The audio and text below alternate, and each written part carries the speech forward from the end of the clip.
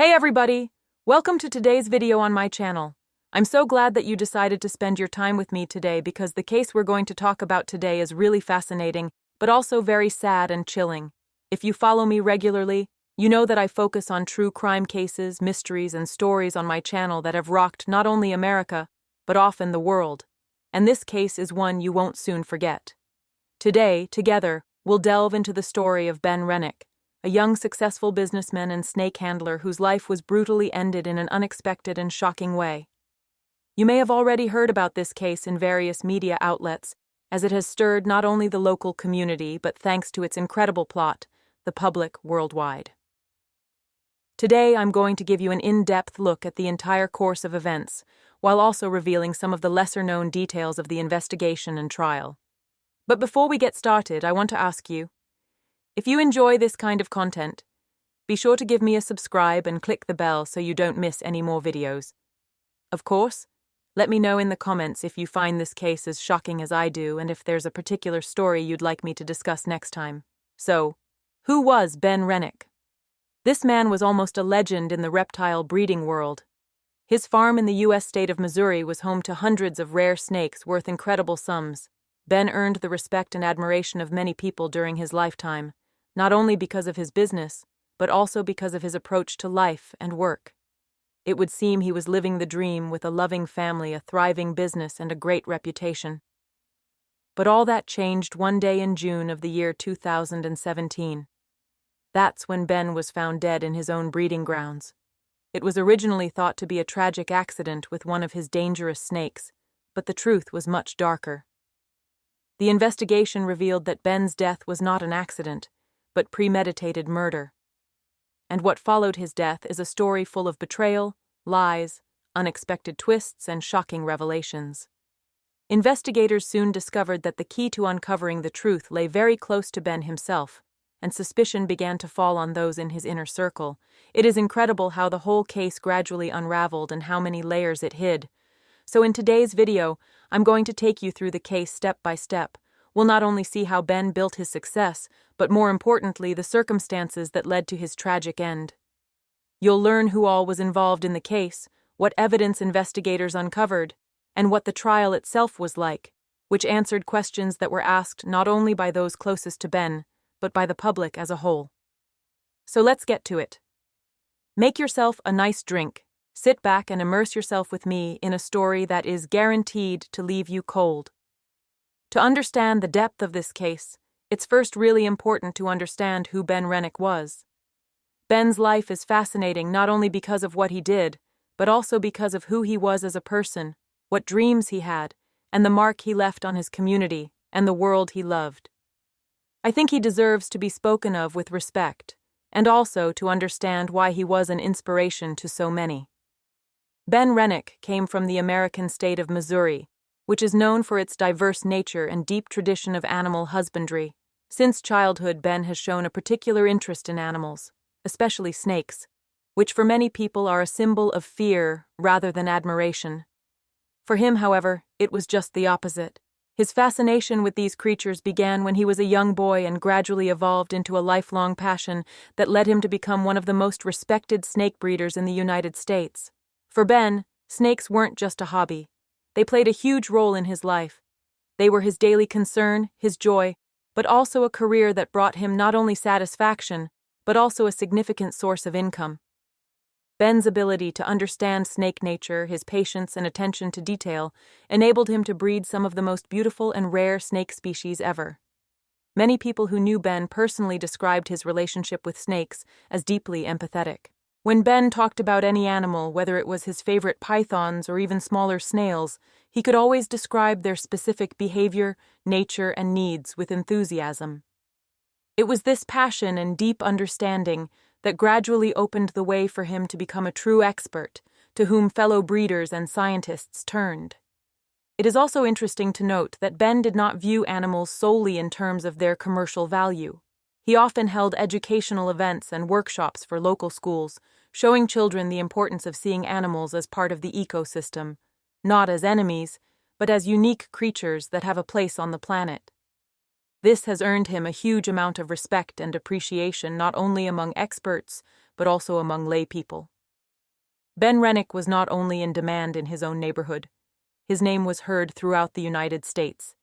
If you have ever been a part of the community of snake, reptile, and exotic animal lovers, the name Renick was certainly not unfamiliar to you. Ben built his reputation on both his erudition and the quality and health of the animals he was able to breed. When one looks at what Ben has accomplished, one has to admire his abilities not only as a breeder but also as an entrepreneur and innovator. His snake collection was one of the most sought after in the entire country. People have traveled from all over the United States to see for themselves what it's like to breed top reptiles, what Ben's facilities are like, and how he cares for his charges.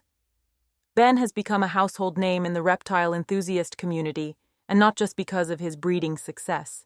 He was very open, willing to share his experiences and help new breeders. He was a regular participant in large reptile shows and exchanges, where he not only sold his offspring, but also actively participated in discussions and passed on his know-how.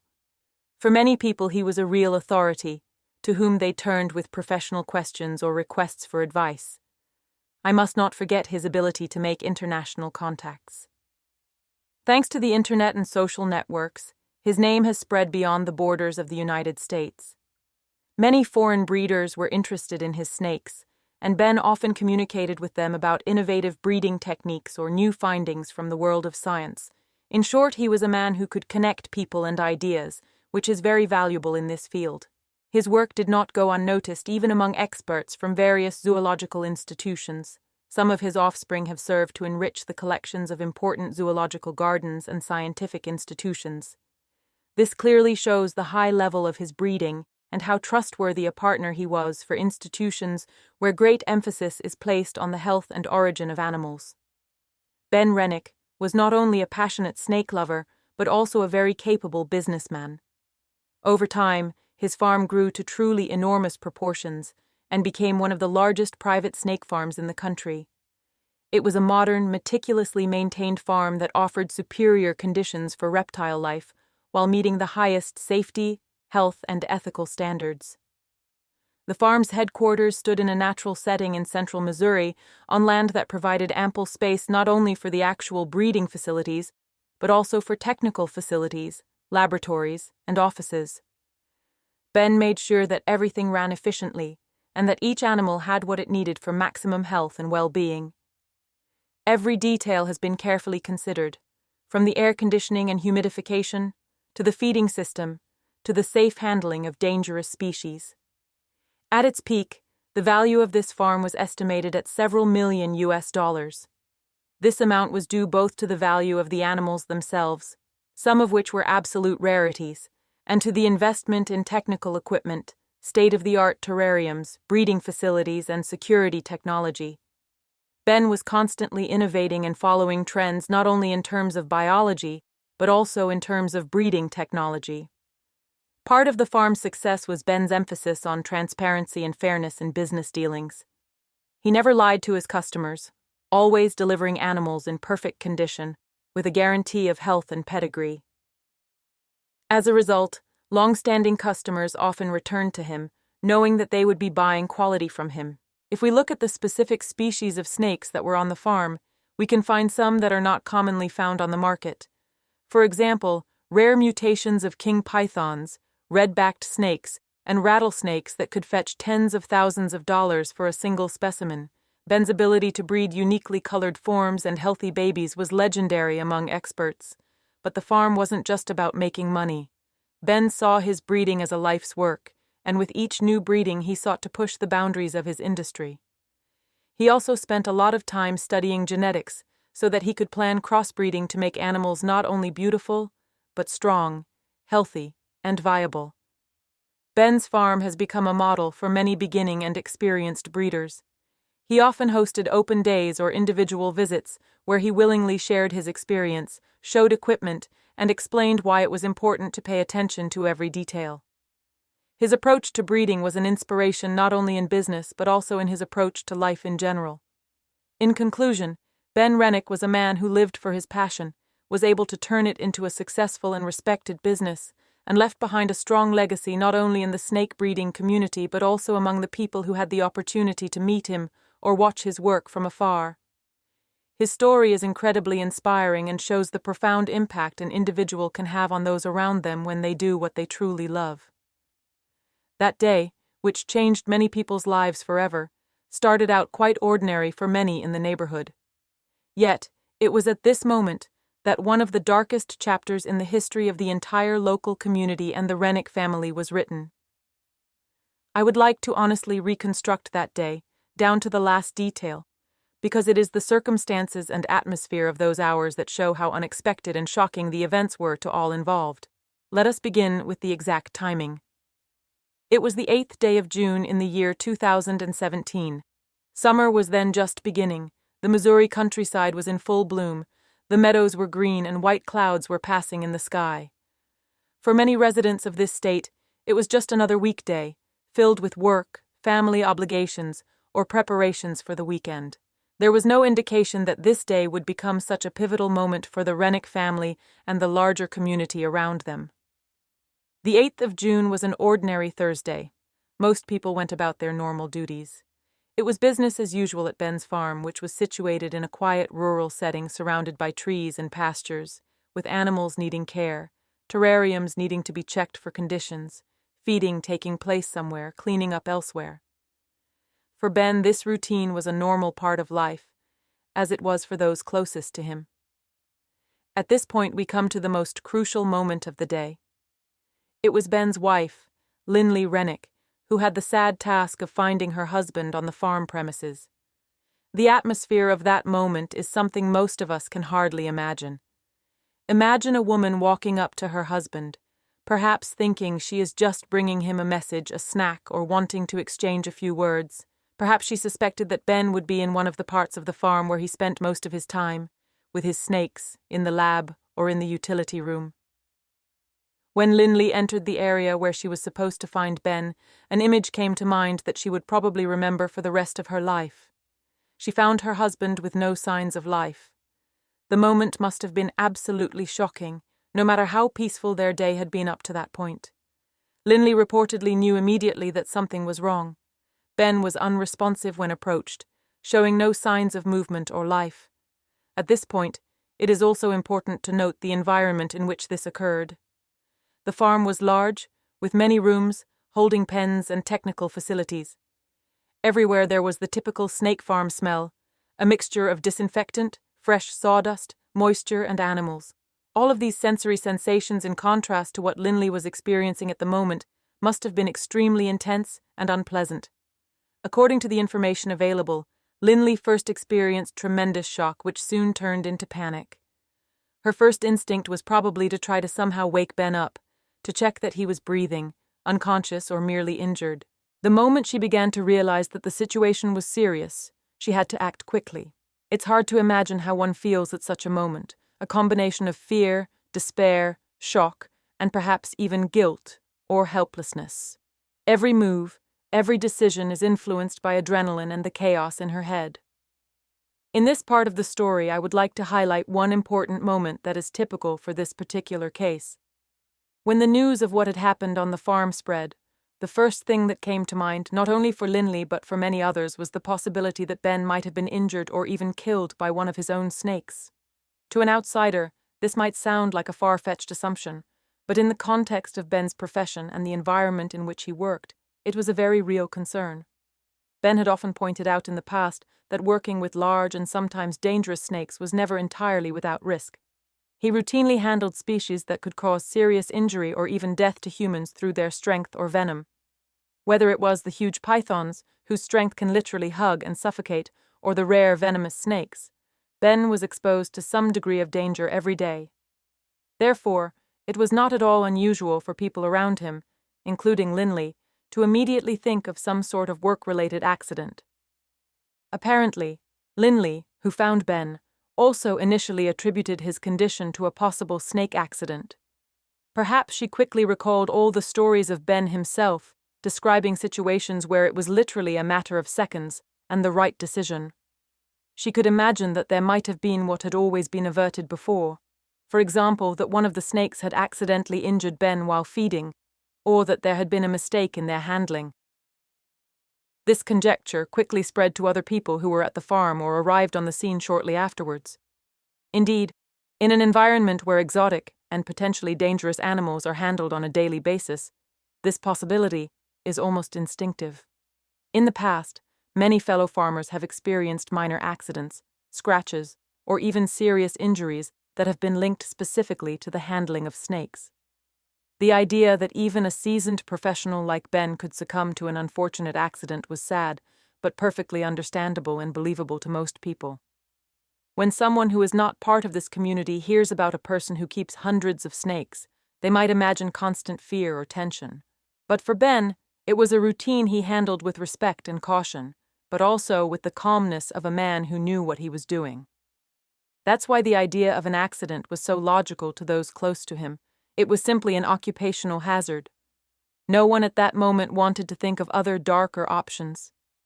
In that moment, when Linley realized that Ben was unresponsive and unconscious, she must have had 1,000 thoughts in her head. She probably called emergency services immediately and quickly explained what had happened.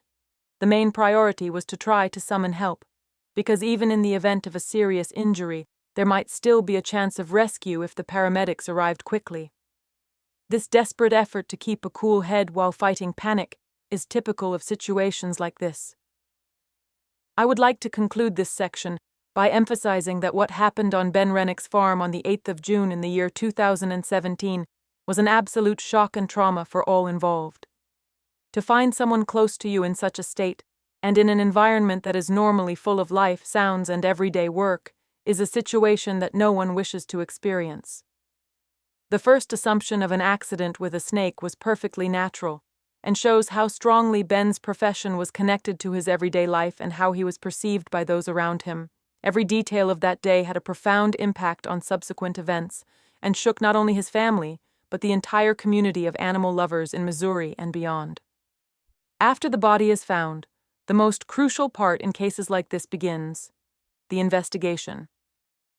It is at this stage that it becomes apparent how important it is for law enforcement to work carefully, objectively, and with detachment, as any omission can mean the loss of a key lead.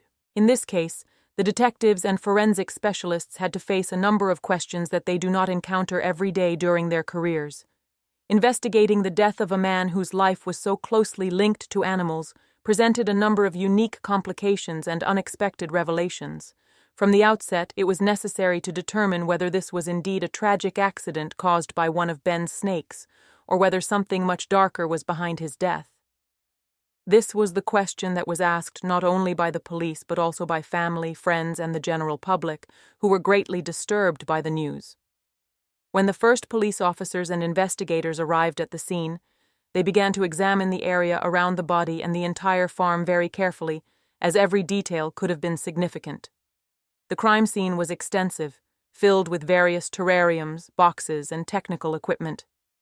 Every corner had to be thoroughly searched, because any sign of struggle or unexpected movement could give a clue as to what had really happened.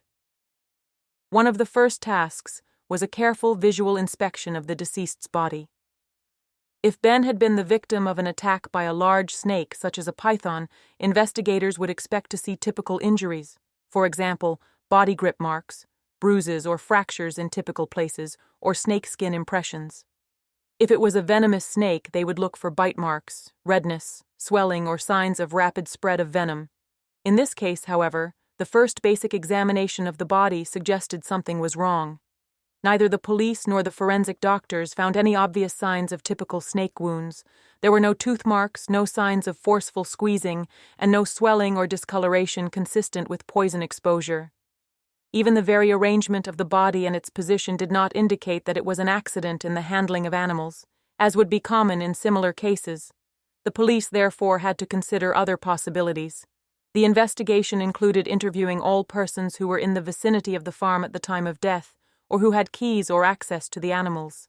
Investigators were aware that although Ben had moved confidently among the snakes, it was not possible to rule out the human factor, that is, the possibility that another person had been involved in his death. Thus, the initial suspicion that the death was caused by an animal was quickly dropped. In the first hours of the investigation, it became clear that it would be necessary to resort to much more thorough methods that might reveal a different cause of death. When it became clear that the injuries on the body were not consistent with an animal attack, investigators ordered a detailed forensic autopsy to determine the true cause of death. Autopsies are crucial in such cases. Forensic pathologists have the ability to determine not only the type of injuries, but also the exact time of death, any toxic substances in the body, indicators of a struggle or fight, and other key information. In this case, the autopsy was an absolute turning point in the investigation, as it revealed new facts that took the whole case to a whole new level. The doctor who performed the autopsy examined all the tissues, muscles, bones, and organs in great detail, looking for any signs of unusual damage. It was during the autopsy that very clear signs of a gunshot wound were discovered, specifically a gunshot wound. The discovery that Ben Renick had been shot literally shocked not only the family but especially the investigators.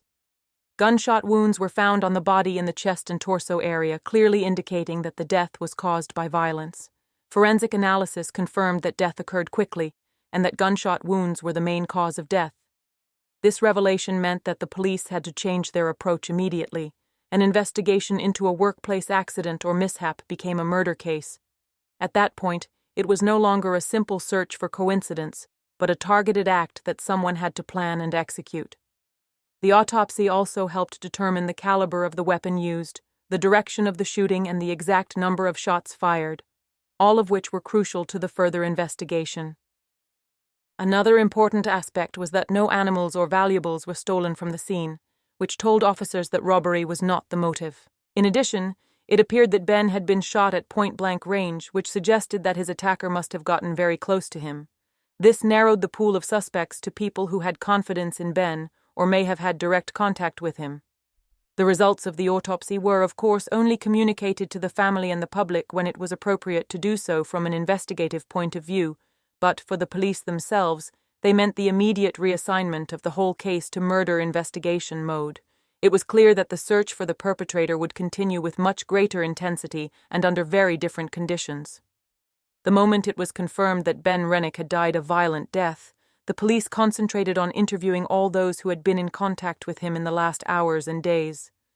The interviews included not only his family, but also farm staff, friends, neighbors, and anyone who could provide any information about Ben's movements, mood, or plans. Investigators quickly noticed that some of the statements did not add up. There were minor discrepancies in timing, variations in descriptions of events, discrepancies in who was where on any given day.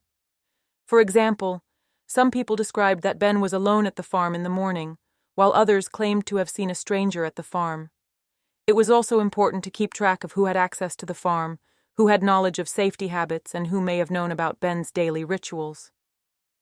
Officers compared the statements not only with each other, but also with footage from security cameras, mobile phones, and GPS devices. Every detail could provide a key clue. For example, whether someone had arrived at the farm unannounced, whether an employee had left early, or whether suspicious cars had been spotted around the farm. Call and text message records also played a significant role, showing who had been in contact with Ben just before his death, whether anyone had called or texted him. Some statements even changed over time. Investigators noted that some witnesses repeatedly changed details of their statements, omitted certain information, or tried to downplay their relationship with the deceased. It was these inconsistencies that prompted the police to look more closely at particular individuals or to summon them for repeated questioning. The way in which individual family members and acquaintances reacted to the news of Ben's death also attracted a great deal of attention. Some were overwhelmed, others seemed rather distant or too calm. Psychologists and nonverbal communication specialists were brought in to help discern whether someone was lying, obfuscating, or trying to cover up their involvement. An important part of the investigation was the seizure of all technical evidence: fingerprints at the farm, DNA traces, analysis of scent traces, as well as digital evidence from phones, computers, and cameras. The police also analyzed the movement of money in Ben's accounts and looked for any recent unusual transfers or financial transactions that could be linked to the motive for the crime. As time passed, an increasingly complex picture of events began to emerge. Investigators gradually discovered that some people had something to hide and began to focus on thoroughly sifting through all the information they had obtained. Every new detail could be crucial to who had reason to take Ben Renick's life and why. In this part of the story, I will focus on why Lindley Renick in particular began to be the focus of the investigators' attention and what circumstances gradually led to the suspicions of the tragic event beginning to center around her. This whole section is fascinating because of how an initially devastated wife could grow into the figure of a possible perpetrator in the eyes of the police and the public. I will explain all the key facts that the investigators gradually pieced together into a mosaic of motives, possibilities, and clues. One of the first aspects that began to puzzle investigators was the financial side of Lindley Renick and her husband's life. Indeed, it was clear from the very beginning of the investigation that money plays a key role in many criminal cases, so it was logical for the detectives to focus on this area as well. Although Ben's farm regularly generated a substantial income, a gradual look into the family finances began to reveal some cracks. Lindley, a businesswoman herself, was at the time trying to start her own spa. Running such a business is very expensive, from renting space and equipment to paying employees and marketing. Investigators soon noticed that the salon wasn't working perfectly and was generating losses rather than profits. After a few years of operation, debts accumulated that Lindley was unable to pay herself, and late payments to suppliers and employees were incurred. At the same time, the police noted that the Renick marriage was going through a difficult period at the time. According to statements from friends and acquaintances, there were increasingly frequent arguments between Ben and Lindley that revolved around money. Ben allegedly perceived that the family finances were under pressure because of Lindley's business activities and began to cut back on spending, which Lindley took hard. Added to all this was the stress of the day-to-day running of the farm and the salon, which created a tense atmosphere throughout the house. Not surprisingly, when looking at the situation through the eyes of investigators, it is the combination of financial distress and marital friction that is often one of the warning signs. The stress that comes from a lack of money and constant conflict can sometimes drive a person to desperate solutions. Investigators therefore began to scrutinize all financial records, including bank accounts, loans, credit cards, and contracts the Renicks had in place. They discovered not only outstanding loans and notices from creditors, but also several larger payments Lindley had made shortly before Ben's death. In light of these findings, the police began to ponder the possibility that financial stress might have been one of the motives for Lindley's involvement in the entire case. Of course, financial difficulties alone don't convict anyone, but when combined with other circumstances, they began to form the first pieces of a picture that was becoming increasingly disturbing to investigators. Another serious fact that came to light during the investigation was Lindley's extramarital affair. It turned out that she had been in an intimate relationship with another man for some time, which was important to investigators for several reasons. First and foremost, it introduced tension and uncertainty into the Renick's marital relationship, which may have exacerbated existing problems. Lindley met with her lover repeatedly, and the investigation turned up a number of messages, emails, and phone calls that suggested their relationship was indeed close. Some of the messages they shared with each other showed not only the romantic, but also the supportive side of their relationship. Lindley often confided in him about her own problems, especially financial and marital ones. She shared her fears about the future with him, and some messages even hinted that she was thinking about what her life would be like if Ben wasn't on the scene. In addition to being in a difficult financial situation, she was also concerned about the failure of her salon. According to the spa's books and employee statements, it was clear that the business was generating a loss. Clients often did not pay on time, and some services were not even covered by revenue. Lindley faced pressure from creditors and suppliers demanding payment of debts. All of this may have created a sense of existential threat and hopelessness. Investigators therefore began to examine these circumstances in the context of a possible motive. It had happened many times in the past that the combination of financial difficulties and a new love affair had led to major life decisions, sometimes even tragic acts. The police therefore monitored not only Lindley but also her lover, analyzing their communications and movements in the period before Ben's death.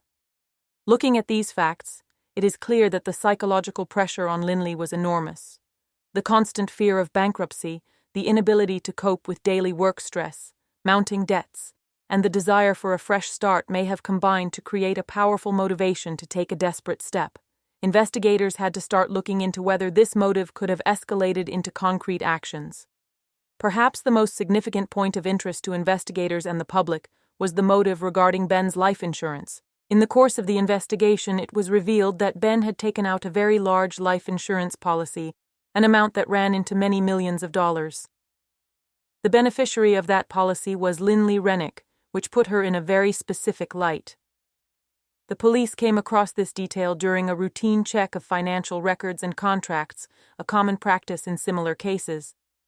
When someone dies under unclear circumstances, it is always necessary to check whether someone else might be profiting significantly from their life.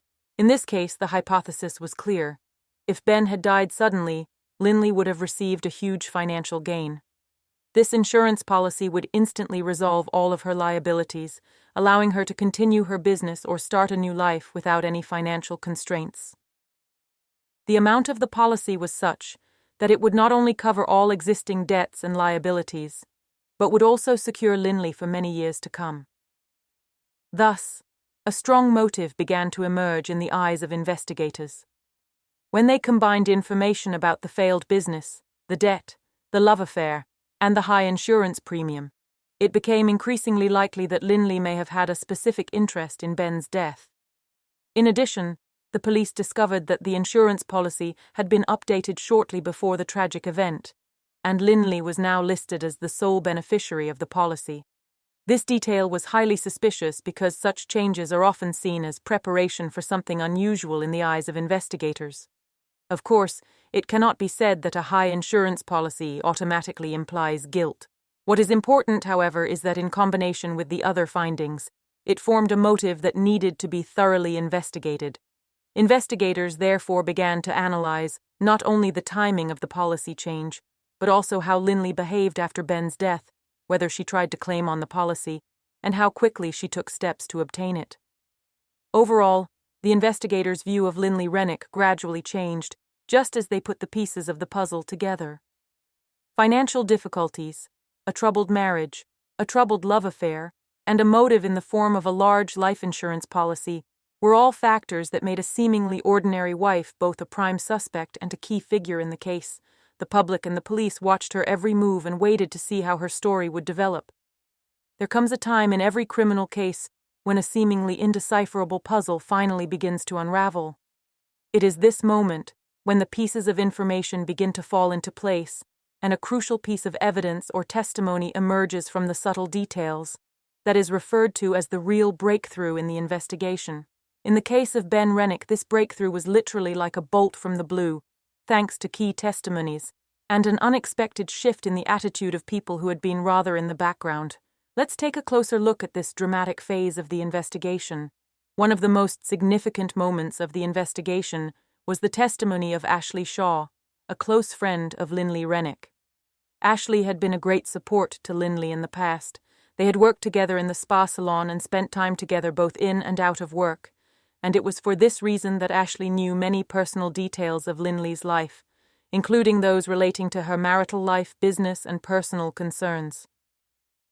At some point in the investigation, it began to become apparent that Ashley knew more than she had previously revealed.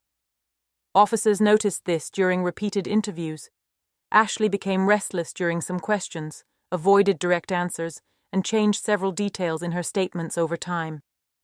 It is these moments, when a witness is not entirely consistent, that signal to experienced detectives that a person is either hiding something or hesitant to tell the whole truth. So the detectives began to push Ashley harder, within the bounds of the law, of course.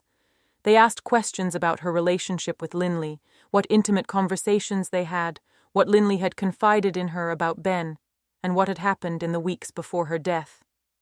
When it became clear that Ashley was in frequent contact with Linley at the time of key events, officers began to systematically analyze their communications, whether it was text messages, calls, or even meetings they had with each other. Investigators' pressure soon began to bear fruit. Ashley, who was initially reluctant to testify on a limited basis, gradually discovered that the police had much more information than she expected. She knew that if she continued to deny or obfuscate, she could find herself in a much more serious situation, for example, being charged with obstructing an investigation or even with being involved in a crime. For this reason, she finally decided to speak out more openly under the pressure of the situation. Her testimony was crucial to the breakthrough in the case. Ashley described that Linley had shared with her details of her state of mind, the discontent in her marriage, but also specific plans that involved Ben. Her testimony revealed that Linley made no secret of her thoughts about how her life would change if Ben were suddenly gone. Ashley also mentioned that Linley had confided in her in the past with thoughts that had gone beyond mere despair. She had talked about ways to get out of a difficult financial situation and that Ben's death would solve a lot of problems. In addition, Ashley admitted that at some point she had been asked by Linley to help her make concrete arrangements. Although she had resisted being involved in anything herself, some things had been communicated to her, and she had even seen or heard others directly at the time that plans were being made to get rid of Ben. Her testimony thus connected several previously separate leads and allowed investigators to direct attention to other people and specific events that might otherwise have remained hidden. Moreover, Ashley's testimony was corroborated by physical evidence. Detectives were able to document the time and content of her messages exchanged with Linley and verify her presence at certain locations through cell phone records. This combination of verbal and technical evidence provided the investigation with a solid foundation for its next steps. In another part of her interview, Ashley admitted to investigators that, to her knowledge, Linley did not consider getting rid of Ben on impulse or on the spur of the moment. On the contrary, it was clear from her demeanor and the manner in which she confided that she had been thinking about it for a long time and that it was a gradually thought-out plan. Ashley described that for several months prior to the tragic June, Linley had repeatedly mentioned her thoughts about how it would be easier if Ben disappeared from her life. Gradually, she began to consider various scenarios that would lead to her being free not only of her marital problems, but also of all the financial difficulties that were weighing her down. Ashley said she heard Linley thinking aloud about how it would be possible to make death seem like an accident, for example in conjunction with Ben's work with animals. The topic of life insurance came up repeatedly in the conversations they had together, but also the possibility of creating the impression that it was an accident. According to Ashley, Linley seemed more decisive at times when her financial situation was deteriorating. The combination of mounting debt, business failure, and personal problems made her think more desperately and recklessly. Although Ashley herself claimed that she tried to dissuade Linley from such thoughts, she was unable to persuade her to seek professional help or to deal with the situation in any other way. What was important in Ashley's testimony was that Linley did not merely describe vague thoughts to her, but at some point began to talk about specific steps. For example, obtaining a suitable ally who could help her, or even directly carry out the murder, or looking for ways to manipulate the crime scene. According to Ashley, Linley seemed cold and pragmatic in these moments, which was important information for investigators to know regarding the planning of the crime. This part of Ashley's testimony was of great importance to the detectives. She confirmed that this was not a spontaneous event, but a long-standing plan in which other people were gradually drawn in. Using Ashley's testimony, the investigators were also able to obtain a timeline of when the preparations began, and were able to retrospectively analyze how Linley was manipulating her surroundings at the time and what signals she was sending to those around her. A very crucial turning point came when Ashley mentioned the name Michael Humphrey in her testimony. Michael was a former boyfriend of Linley Renick, with whom she had not only a personal connection from before but also, according to Ashley, a level of trust and willingness to deal with difficult situations in less than standard ways. It was this information that prompted investigators to focus on Michael with renewed interest. Ashley described that Linley had communicated with Michael repeatedly, and that there were hints of problem-solving in the conversations that went far beyond normal friendship. According to the testimony, Michael had a reputation for being on the fringes of the law, had a history of involvement with the criminal underworld, and was no stranger to illegal activities. That alone did not make Michael a perpetrator, of course, but combined with the information Ashley had given the police, he began to emerge as a possible accomplice or important witness. Investigators began to analyze not only the communications between Linley and Michael, but also their movements during the critical period. Through Ashley's testimony, it was possible to trace back when Linley last met Michael, the circumstances of their meetings, and what they may have planned together. The police also looked at Michael's background, contacts, financial movements, and technical evidence, such as cell phone records, GPS locations, and CCTV footage that could confirm his presence in key locations. Ashley's testimony thus expanded the pool of suspects and provided new lines of inquiry. Not only did it allow detectives to obtain additional evidence on Linley, but it also opened up the possibility that the entire crime was not the work of a single person. It could have been an elaborate collaboration where each of the players had a specific role to play, from planning to preparation to actual execution.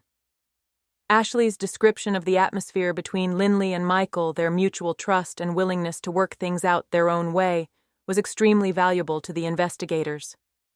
With this new information, the officers were able to retrospectively verify some of the details of the previous investigation, connecting them to evidence and timelines.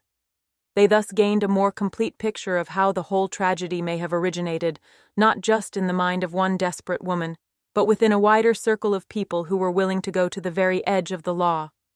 Overall, it was Ashley Shaw's testimony that marked a complete turning point for the Ben Renick case. It allowed the police to connect the disparate pieces of the mosaic and more accurately define the motivation, the plan, and the people behind the tragedy. This breakthrough in the investigation has created a solid foundation for the detectives' next steps, while giving the family and the public hope that the truth will slowly begin to surface. It was at this stage of the story that the investigation became detective work in the truest sense of the word. A painstaking, systematic, and relentless effort to discover who, why, and how was able to take the life of a man whose only fault was that he had someone in his circle who was willing to go to extremes. When the Ben Renick case came to trial, the public and media attention was enormous. Every detail was closely watched, not only because of the nature of the crime itself, but also because of the strong emotions it stirred in people. The entire trial was a series of dramatic twists and turns, challenging interrogations and emotional moments that determined the direction in which the fate of all involved would take. In this part of the story, I will take you through the highlights of the trial in detail. After a long investigation and gathering of evidence, Linley Renick was finally officially charged with murder. This legal event was in itself exceptional. It happened several years after the crime itself, which was often seen by the public as evidence of the complexity and sensitivity of the case. The police and prosecutors proceeded with great caution, knowing how important it would be to present bulletproof arguments and evidence in court. The trial began during the year 2021. There was an atmosphere of tension in the courtroom, filled with journalists, family members, curious observers, and, of course, lawyers for both sides. Linley sat in the dock, surrounded by her attorneys, waiting to see what fate the trial would deal her. At first, she appeared calm, sometimes even distant, which was interpreted differently by the media and the public. The trial had several phases, from the opening statements of the prosecutors and defense lawyers, through the presentation of evidence, the examination of witnesses, to the closing arguments and the actual announcement of the verdict. Each day in the courtroom was full of emotions, surprises, and often sudden twists and turns when new information came to light, or a witness decided to change or clarify his or her testimony. It is also worth noting that the whole process was very difficult for Ben's family, who had to hear repeatedly the details of his death, relationships, and motives. For Linley, these were weeks of great stress, knowing that not only her reputation but also her future life depended on every word, gesture, or look. One of the most important moments of the trial was the testimony of key witnesses. It was their words that ultimately had a major impact on the jury's final view of the case. Ashley Shaw, a longtime friend of Linley's, appeared before the court in a very tense atmosphere.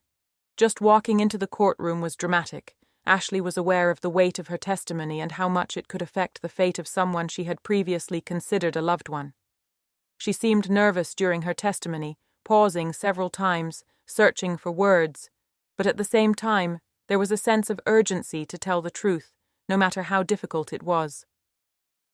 Ashley recited her story to the court about how Linley had planned Ben's death.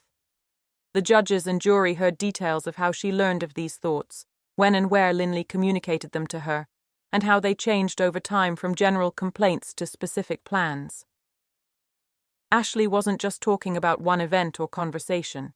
It was a collection of many moments that together painted a picture of a long gestating event.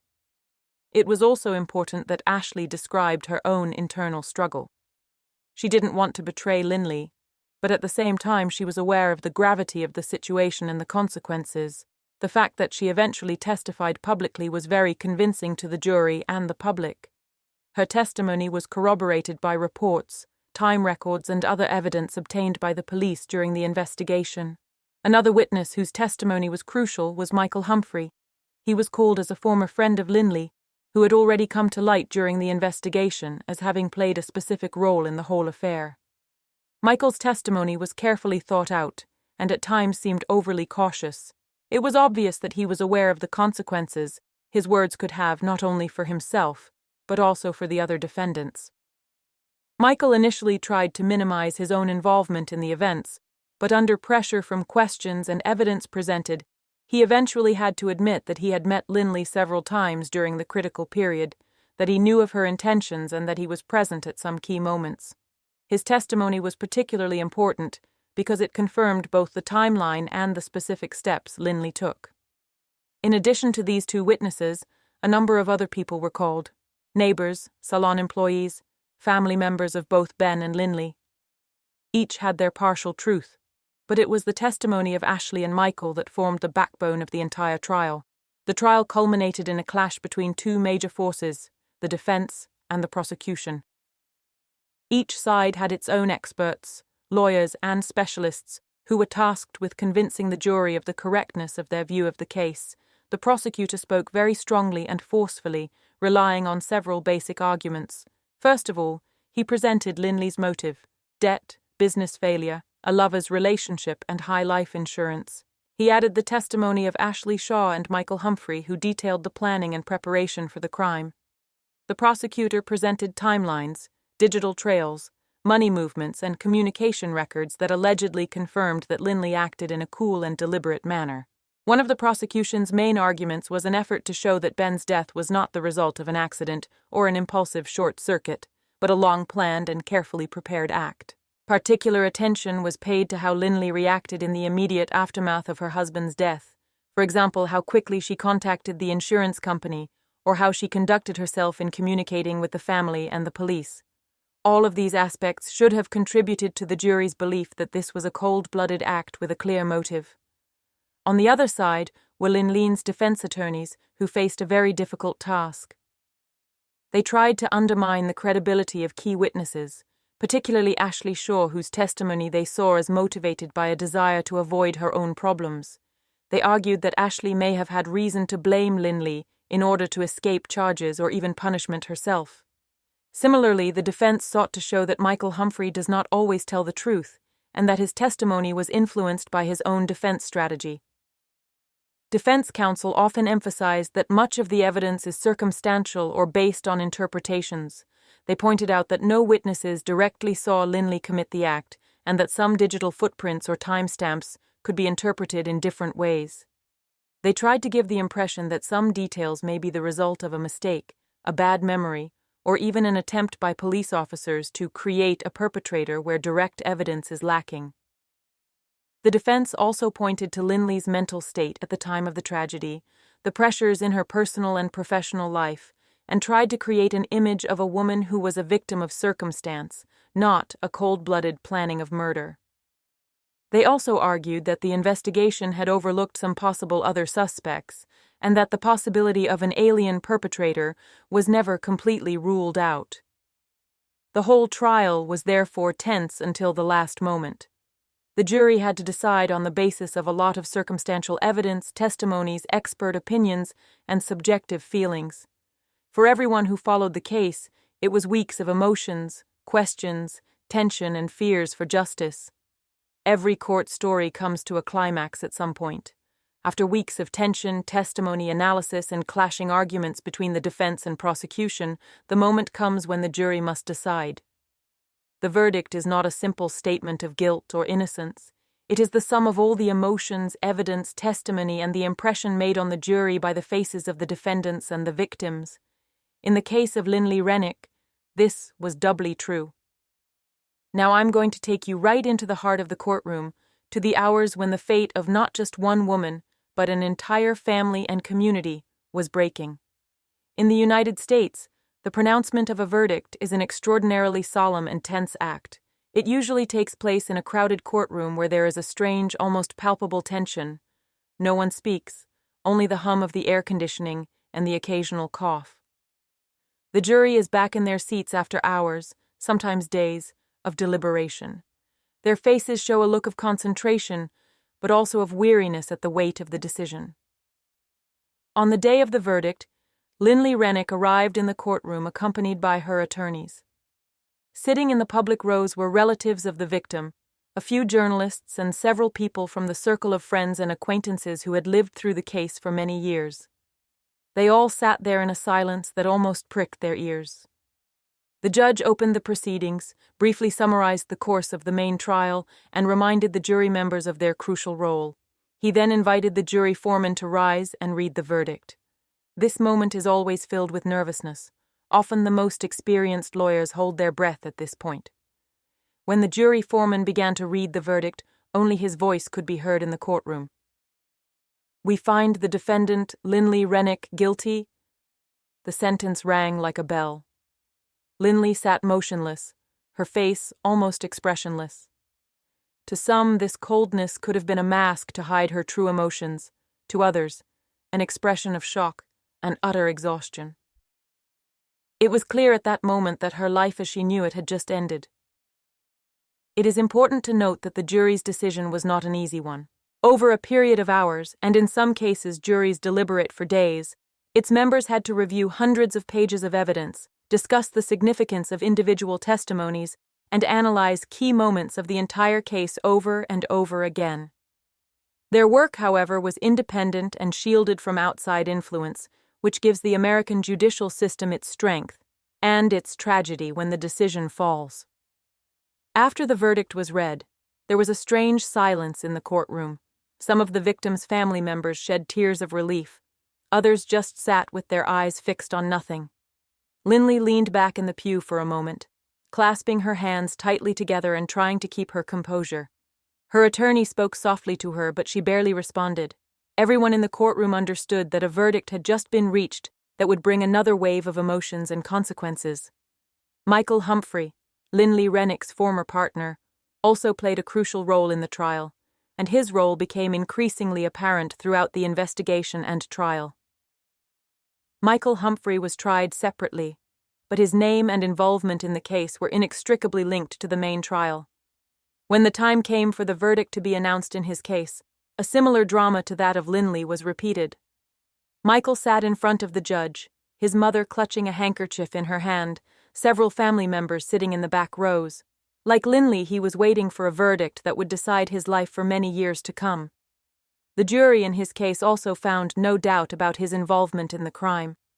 It was proven that he played a role in both the planning and the preparation, and that his presence at the time of the crime was not accidental. The verdict was brief, but unequivocal. Guilty. Michael showed almost no emotion during the reading of the verdict, just bowed his head for a moment as if a huge weight had been lifted from his back, perhaps because the long months of waiting were finally over, albeit with a verdict few people wished to hear. For him, the sentence probably meant many years of imprisonment, separation from his family, and permanent inclusion in the register of persons convicted of one of the most serious crimes. Here, too, the atmosphere was strange, a mixture of relief, sadness, perhaps even regret at the lengths to which despair, bad decisions, and the pressure of circumstance can drive a person. Ashley Shaw, a longtime friend of Lynley's who was ultimately a key prosecution witness, also played a significant role in the story surrounding Lynley Renick and Michael Humphrey. Her role, however, was fundamentally different from that of the main players, thanks in large part to a special arrangement with the police and the prosecution. Ashley Shaw was granted so-called immunity. This means that, in return for her cooperation in solving the case, giving truthful testimony and providing evidence, she was guaranteed not to be prosecuted for her part in preparing or covering up the crime. This immunity is sometimes granted in the American system to persons who are not the main perpetrators, but who can make a decisive contribution to the clarification of the case. Ashley had to testify several times during the trial. First before the grand jury, then during the main trial. Her testimony was detailed, compelling, and reiterated key points that led the court and jury to believe Linley and Michael were guilty. In exchange for this cooperation, she became a person protected from prosecution, which allowed her to continue living without fear of jail after the trial. Of course, there was a downside to gaining immunity. Ashley faced some attacks and doubts in the media and in her personal life. Some people saw her as a traitor. Others saw her as a woman who had the courage to face the truth, even when it wasn't easy. Ashley herself broke down several times during the trial, looking tired and mentally exhausted, but she never backed down from her version of events. After the verdict, the next crucial part in the United States is the determination of the sentence. This stage, called sentencing, is a separate hearing where defendants, their families, victims, or prosecutors can speak. The judge must carefully consider all mitigating and aggravating circumstances, and the final decision is made only after a thorough consideration of the entire case. In the case of Linley Renick, this was a very tense matter.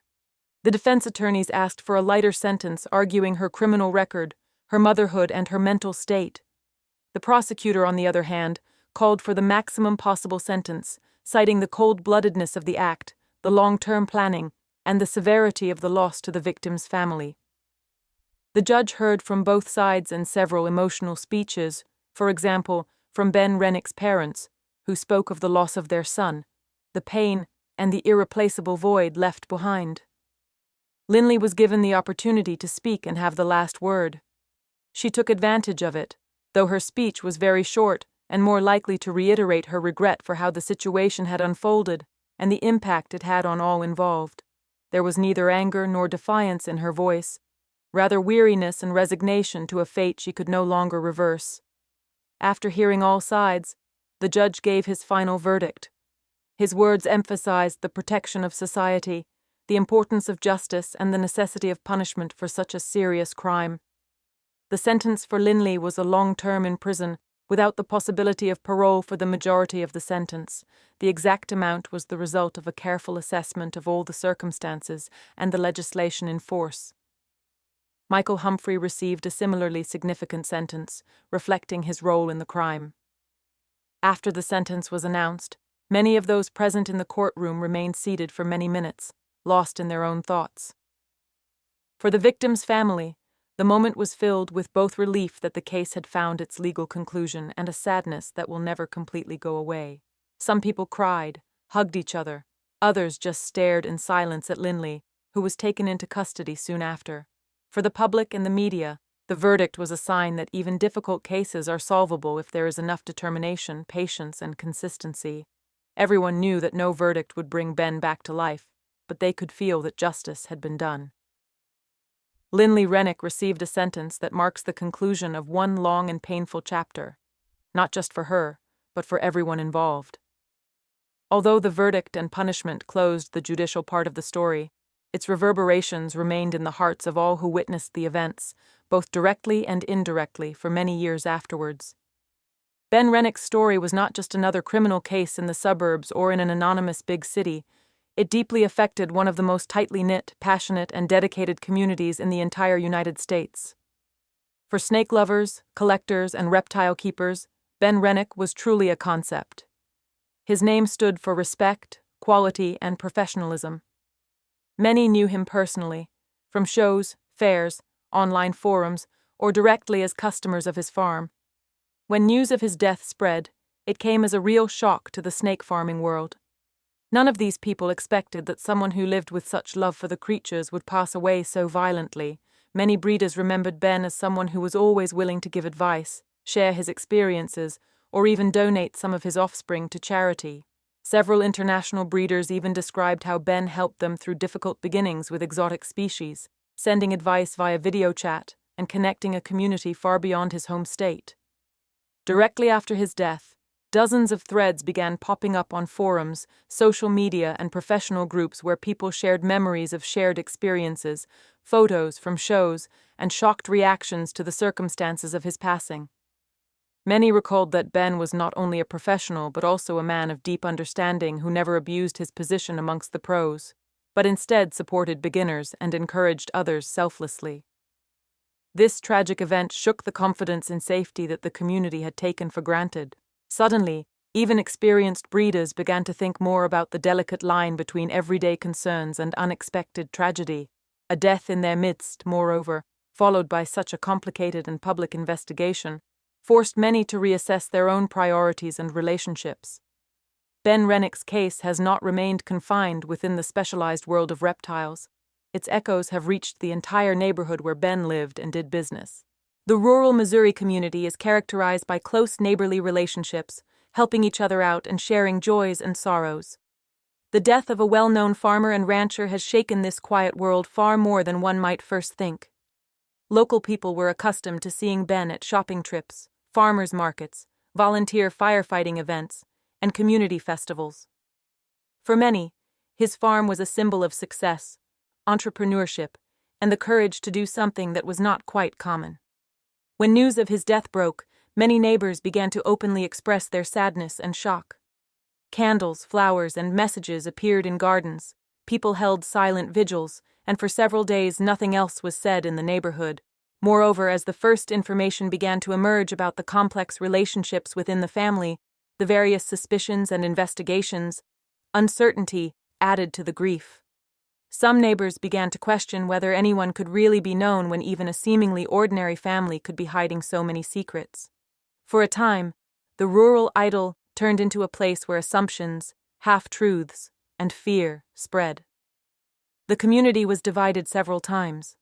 Some people clearly sided with Ben's family. Others made it clear they wanted to wait for the outcome of the investigation so as not to condemn anyone prematurely. There was concern among neighbors that the case could damage the reputation of a place where there had been a sense of belonging and security for many years. The huge media interest also had a very significant impact. Ben Renick's story quickly made the pages of national and international newspapers, web portals, and television stations. Crews, investigative journalists, documentary and podcast productions arrived in the small town and on the rural farm. Local residents found themselves in the spotlight in a way they were not used to. It was not uncommon for family or friends to be contacted by reporters, to request interviews, to be filmed in front of houses and in public spaces. For many, it was very uncomfortable. They felt that their story was now being decided by people who did not know them personally, not asking about feelings, but only sensational details. The media coverage of the case brought two conflicting waves. On the one hand, the feeling that someone was finally dealing with the truth and revealing the real motives and background, but on the other hand, fears of invasion of privacy, unwanted publicity, and distortion of reality. Some families preferred to withdraw from public life for a while. Children did not want to go to school because there were questions and sometimes ridicule. The reputation of the community and individuals suffered, even among people who had never had anything to do with anything bad. On the other hand, in some circles, conversations about the case became a stimulus for thinking about how to resolve conflicts in families, how to prevent isolation, dependency on finances, or unhealthy relationships. Some schools or community centers have started to organize talks on mental health, communication, and dealing with stressful situations. A tragedy like the death of Ben Renick often becomes a catalyst for deeper social discussions. A community that had lived for years under the assumption that bad things like this only happen elsewhere began to think openly about questions of morality, motivation, and the limits of human action. People questioned how it was possible that someone they knew as a friend, parent, or neighbor could be capable of planning or covering up such a serious act. Questions of guilt, forgiveness, responsibility, and what constitutes just punishment were discussed. Some members of the community even began to hold discussion nights, trying to understand what all could have led to such a huge misfortune. Much of the public debate also revolved around the role of money, debt, and the pressure to succeed. Many small business owners, women in business, or farmers began to ask questions about how safe it was to share their personal and financial problems, where to seek help, and how to recognize that someone in their neighborhood was going through a crisis. Some people admitted that it was not just Ben's death that had affected them, but how easy it is to fall into despair when support is lacking or when those around them ignore the warning signs. The moral dimension of the case thus resonated far longer than the trial itself. Social media discussion groups emerged where people evaluated the individual actions of the actors in the story, sharing their personal experiences of relationship breakdowns, business setbacks, or toxic friendships. Some of the posts were very open, even painfully honest, like how hard it is to ask for help or how much one can change in a crisis situation. Even long months after the trial ended and the verdict was announced, the community around Ben Renick has not returned to its original calm. Locals were still processing what had happened and looking for ways to rebuild trust among themselves. Some neighbors found strength in becoming more open with each other, listening more, offering help when someone was going through a difficult time. Some families started local mental health support groups. Others began working with non-profit organizations to prevent domestic violence and financial crises. There was a significant increase in willingness to participate in community events, and people were more concerned about preventing loneliness and isolation in their city. At the same time, however, a certain caution remained in the air. It was no longer a community that thought this can't happen to us. On the contrary, Ben Renick's story was often recalled as a warning that even in places where everyone knows each other, tragedy can occur if concerns are not shared, if conflicts are not resolved early and openly, and if the first signs that someone is losing ground are ignored. So together we went through a journey that was not only thrilling but also extremely emotional. At the beginning we got to know Ben Renick as an extraordinary personality in the breeding world, a man who was held up as a role model by others. His story began in an environment where a love of reptiles is combined with hard work and family values. Everything that happened around him led us to deeper questions about the meaning of trust, relationships, and the boundaries between devotion and despair. We also went through the darker sides of the story. We stopped at the fateful day that changed the lives of not only Ben's family but the entire neighborhood forever. I've brought you the details of the investigation that showed that even in the most peaceful communities, tensions can bubble beneath the surface with the power to shake the foundations of everything we believe in. The role of those around Ben, whether it was his immediate family, friends, or colleagues in the field, was also an important point. It was they who often bore the brunt of suspicion, having to deal with questions that no one wished them to. The trial, which we have dissected in detail, then created a space for different interpretations, emotions, and arguments to clash. The final verdict and subsequent sentences then marked not only the end of a chapter, but also the beginning of a long period of personal and community coming to terms with what had happened. All the while, we asked questions that went beyond one murder. How easily can unresolved conflicts, financial stress, and communication breakdowns lead to tragedy? What does betrayal mean in an environment where trust should reign? How much does an individual's courage to come clean matter, even if it means speaking out against loved ones? And last but not least, how hard is it to find and accept justice where there is no way to repair the loss? At this moment, I would like to turn my attention to you who are watching me. This case has stirred up a lot of feelings and questions in me that I don't want to keep to myself. I trust that each of you has your own perspective on the Ben Renick story, whether you have encountered similar issues personally or are just thinking about them. What questions came to mind as you watched? Do you think tragedies like this could have been prevented if the issues that plague the family had been openly discussed early on? Do you feel that there is a lack of greater support in society for people who are struggling financially or with partner difficulties? Or are you more struck by the role of witnesses and the question of when one has a duty to intervene even at the risk of one's own relationships and reputation? I would also like to hear your thoughts on how you would handle a similar situation. Would you be able to recognize the warning signs? Or do you think that we often overlook what is happening in the families of our loved ones? How do you evaluate the behavior of the community and the individual actors in the case, whether it was Linley, Ashley, or Michael? In your opinion, does everyone deserve a second chance, or should justice be uncompromising? Your opinions, experiences, and questions are hugely valuable not only to me, but to other viewers as well. Each discussion can help us better understand where our boundaries are, how strong our empathy is, and how much we can help others in their moments of greatest need. I'd love for you to share in the comments, whether briefly or in more detail. Every voice has value. I would like to thank you from the bottom of my heart for your time, attention, and support. I know that following similarly difficult stories is not easy. It requires not only an open mind, but also the courage to admit that evil and pain can affect any of us.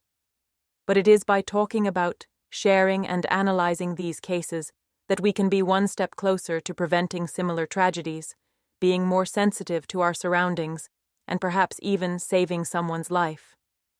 If you are interested in the content on my channel, I would be extremely grateful if you would subscribe. Just click on the button below the video and also on the bell so you won't miss any more videos. Every subscription, every like and comment gives me the strength to keep going and bring you more topics that are meaningful and can make a difference. You will greatly appreciate not only the support but also the sharing, whether among friends, on social media, or simply by discussing Ben Renick's story at home, with colleagues, or with anyone you think needs to hear that they are not alone in their difficult times. If you're so inclined, you can also send me a private message or suggest a story or topic you'd like to hear about next. Your feedback is hugely important and inspiring to me. As I close this chapter, I can't help but feel that behind every tabloid headline, behind every news brief, there is a story of people, with all their foibles, dreams, mistakes, and hopes. Ben Renick's story is not just a tragedy that has entered the statistics, but a warning and a challenge. A call for greater openness, the courage to tell the truth, concern for others, and a willingness not to judge before we understand the full context. Each of us can be the one who notices a silent plea for help, who offers support, or who can keep our sanity when the world seems to be falling apart. I believe that it is by sharing these stories that we can change our own lives and the lives of others just a little bit for the better. Thank you for sticking with me to the end. I hope this story has given you not only new information, but also food for thought. I look forward to seeing you at the next video. Have a wonderful day, take care of yourself and your loved ones, and never underestimate the power of human togetherness. Bye.